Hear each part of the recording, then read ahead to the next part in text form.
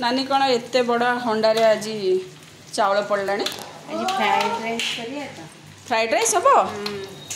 ओहो चावल हो गला हाँ एबे काढ़ी दिंतो चावलटा हो गला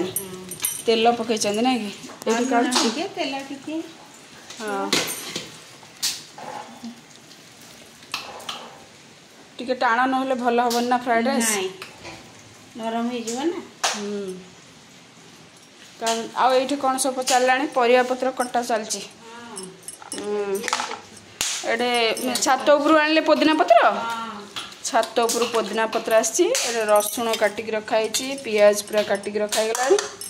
आउ कौन ये सोयाबीन भिजा है ना कि सोयाबीन पड़ो आउ ता सहित कौन कचम्बर हम हाँ फ्राइड राइस तो ये कचम्बर टी ना हम तो खाई